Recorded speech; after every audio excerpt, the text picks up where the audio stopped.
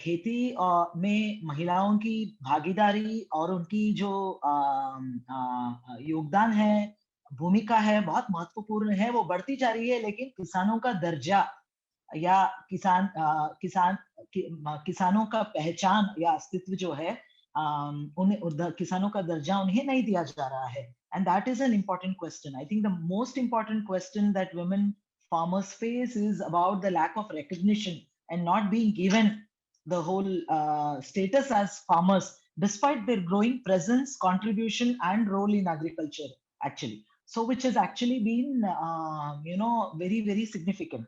And just to show the figures, to add to this argument, is that close to 73% of the entire female workforce in rural areas today all over India, actually 73% of the rural female workforce are in agriculture as compared to about 55% male workers. So that itself shows the extent of dependence on agriculture.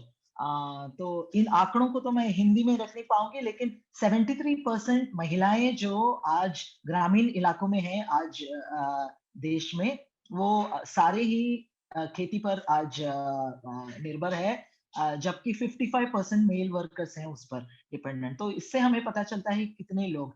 लेकिन अगर इसको हम अगर status के हिसाब से देखा जाए तो women farmers have no status। और रामबेटी जी ने उसको अच्छी तरह से रखने की कोशिश की, जबकि उन्होंने कहा कि किसान किसको हम मान के चलते हैं, वो जिनके नाम पर जमीन है, जिनको जमीन पर मालिकाना हक है, उसको लेके हम ये मान के चलते हैं कि हम किसान का दर्जा किसको देते हैं। और वहां पे महिलाओं के नाम पे बहुत ही कम जमीन है, तो उनको किसानों की दर्जा नहीं दी जाती है। तो इसको मैं आंकड़ों की आधार पर अगर बोलने की कोशिश करूंगी, तो एक तो है कि हमारे पास more than close to 73 years after independence and after so many rounds of land reforms, हमारे पास अभी भी सरकारी स्तर पर आंकड़े नहीं है जिससे हमें पता चलता है कि महिलाओं के नाम पर कितना जमीन है।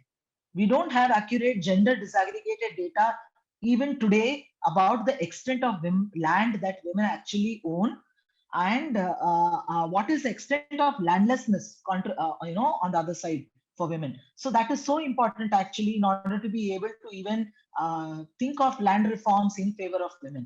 तो ये है। और अगर इसको आंकड़े की तरफ से अगर मैं बोलने की कोशिश करूं, जो भी आंकड़े हैं, the latest we have is researchers like Beena Agarwal's recent research which shows that 9 राष्ट्रों में बीना अग्रवाल जी ने जो स्टडी किया, उससे पता चलता है कि करीब करीब ग्रामीण इलाकों में जिनके पास जमीन है, across 9 states, her data shows that 14% महिलाओं के नाम पर जमीन है, एंड द टोटल जितना जमीन पूरा वो उनके हित में है, वो 13% है। 14% women operate around own and have 13% of the total land holdings amongst the land holding households across 9 states जो उन्होंने स्टडी किया है। तो डेटा हमारे पास जो है वो सिर्फ हमें ये बताता है कि कौन जमीन को कल्टीवेट कर रहा है, जमीन पर कौन काम कर रहा है, वही ऑपरेशनल होल्डिंग्स हमें पता चलता है एग्रीकल्चर सेंसस के दौरान। तो वहां this figures that Beena Agarwal study has more or less overlaps with the latest 2015-16 agriculture census data that shows that close to about 13% land holdings are operated by about 12.87% of women in India. Now, इसमें अगर और आगे अगर हम जाके देखते हैं तो जैसे रामबेटी जी बता रही थी कि दलित, आदिवासी, बीसी वर्ग की महिलाओं के नाम पर कितना जमीन है, so we don't have that kind of disaggregated figures. Again, they are approximates and estimates actually, which is a very very small percentage again when you come to again further sections. So obviously the key issue that women farmers do have is about not being recognized as farmers. किसानों की दर्जा उन्हें नहीं दी जा रही है, जबकि उनकी भूमिका, उनकी भागीदारी और उनकी मौजूदगी कृषि के क्षेत्र में बहुत महत्वपूर्ण है। लेकिन दूसरी ये बात है कि आंकड़े हमें ये दिखाते हैं कि पिछले 15-20 सालों से जबकि भागीदारी बढ़ती जा रही है खेती में महिलाओं की, काम घट रहा है उनका. The workforce participation rates are steadily plummeting and coming down. That is what figures show us. And so it also shows us that women are present but are seeking employment but do not have adequate employment. काम जबकि करने के लिए महिला मजदूर खेती में महिलाएं तैयार है, लेकिन उन्हें काम नहीं मिल रहा है, काम घट रहा है. और इसकी खास वजह जो दूसरी रिसर्च से हमें दिखाई दे रहा है वो है कि लैंड डिस्पोजिशन, जो खेती का जमीन है वो बहुत तेज तरीके से सरकार अलग अलग प्रोजेक्ट पब्लिक पर्पस के लिए एक्विजिशन हो रहा है, तो उसकी वजह से काम घट रहा है. खेती का जमीन non farm purposes, farmland is steadily and very at a rapid pace being diverted for non-agricultural purposes, and because of which women are actually their employment. Mechanization is certainly one aspect, but मैं ये बताना चाहती हूँ कि these are right now broadly some of the causes that are emerging, that mechanization and land disposition at a very rapid pace could be reasons for women's poor workforce participation rates or the workforce participation rates coming down. For example, the periodic labor force survey of 2017-18 as compared to 2005, it shows that women's workforce participation rates have fallen from 30% in 2005 to actually 40% in 2005. It has fallen rapidly to 10% below to now only being 30%. लेकिन ये भी है कि 40% से 15 साल में महिलाओं का जो काम वर्कफोर्स पार्टिसिपेशन रेट्स है वो 30% कम को आ गया है. अभी लेटेस्ट जो periodic labour force participation rates data हमें बता रहा है, तो ये भी एक खास तौर है. और इसमें मैं ये भी आगे रखना चाहती हूँ कि 80% of the workforce in agriculture comprises primarily of Dalit, Adivasi, largely Dalit, primarily because many of them are landless, and Adivasi and OBC sections, and they are far more disproportionately affected. Just in order to say that अगर ये है जहां उनकी काफी योगदान और भागीदारी है खेती के क्षेत्र में, लेकिन उन्हें किसानों का दर्जा नहीं दिया जा रहा है. खेती के संसाधन जिसमें जमीन बहुत खास एक मुद्दा है, वो उनके नाम पे नहीं है, उस मालिकाना हक नहीं है उन्हें. वो दूसरी सरकारी योजनाएं जो हैं वो सारी ही जिनके नाम पर जमीन है. रामपेटी जी ने एकदम बात अच्छी तरह से रखी कि काम महिलाओं का है, जबकि नाम जो जमीन जिसके नाम पे है वो ज्यादातर पुरुषों के नाम पे है. तो जो सरकारी योजनाएं हैं वो सारी ही खेती की जमीन जिनके नाम पे है, जबकि वो खेती पे ना भी हो तो उन्हीं के.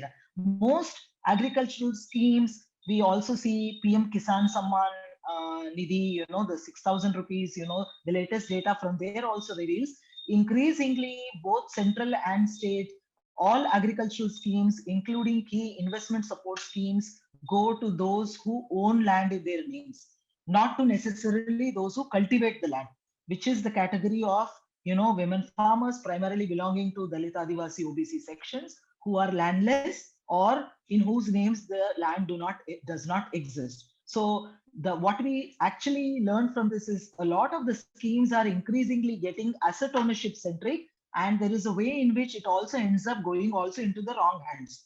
Whereas people who cultivate the lands and people who are present as the workforce in agriculture do not get any of this. तो जिनकी महिलाओं के नाम पर जमीन ना होना एक खास वजह है जिसकी वजह से उन्हें किसानों का दर्जा ना दिया जा रहा है, और जिसकी वजह से सरकारी योजनाएं उनके नाम पे नहीं आती हैं.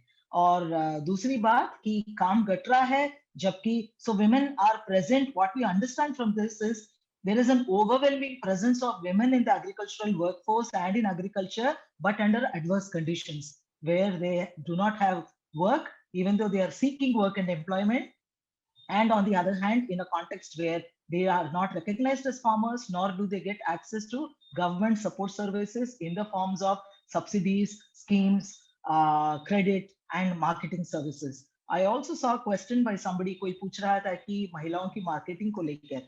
और ये तीनों कानूनों जो है which is largely about market reforms, APMC structure को रद्द करते हुए, कॉन्ट्रैक्ट फार्मिंग को लाते हुए, एसेंशियल कमोडिटीज एक्ट को लाते हुए जो तीनों कानून लाए हैं, हमारा ये पोजीशन है मकाम की तरफ से कि in a context where women already face these pre-existing vulnerabilities, these three agricultural acts will further subject them to a new set of vulnerabilities. And in that context, women, particularly amongst the section of women farmers who belong to the landless tenant cultivators, many of them are single women, especially from farm suicide affected households, उन पर ये तीनों कानूनों का जो प्रभाव है वो और बहुत ही adverse रहेगा. So that is the most important position that we are taking, and therefore we are saying that actually, one, we stand with the farmers who are protesting, and we certainly feel that the three laws must be repealed. But we also feel कि this is a historic moment where we feel, it is important to rethink the entire agricultural paradigm from the perspective of women farmers, to actually talk about an overhaul of the agricultural policy and a serious rethinking, which involves the cost of production, the kind of farming we want, which is more ecologically sustainable, environmentally sustainable, low cost inputs हो, local inputs हो, उसको रखते हुए, नजरिए में रखते हुए, we actually think about formulating specific policies that are in response to local agroecological context, and which are in favor of women farmers, which are more in control of women farmers, which are not about chemical input intensive monocropping of cash crops, but are more in favor of growing food crops, millets, etc. So that's our key demand. Along with, we are saying in terms of marketing, we are talking about decentralized procurement and decentralized marketing, where we are saying that the MSP certainly must be backed by legal architecture, but that is for a whole set of all the crops that particularly women grow. And we are talking about actually strengthening and decentralizing market in a manner that where farm gate procurement can be strengthened, which is in favor of women farmers. Actually, right now, to answer that question, महिलाएं काफी हद तक APMC markets में नहीं जाती हैं, primarily because mobility और transport are issues, वहां तक ले नहीं जा पाती हैं. काफी small traders को बेचते हैं वो लोग, और काफी हद तक we also see that पूरी तरह से MSP उनको नहीं मिलता है. और in that context, if you're bringing in these three acts, then it is going to be further subjecting women to a new set of players with whom actually they have barely any negotiation powers. So in that context, we are talking about not just about MSP, but backed by also strengthening both procurement as well as strengthening distribution in terms of strengthening the public distribution system. I think I will just stop there in terms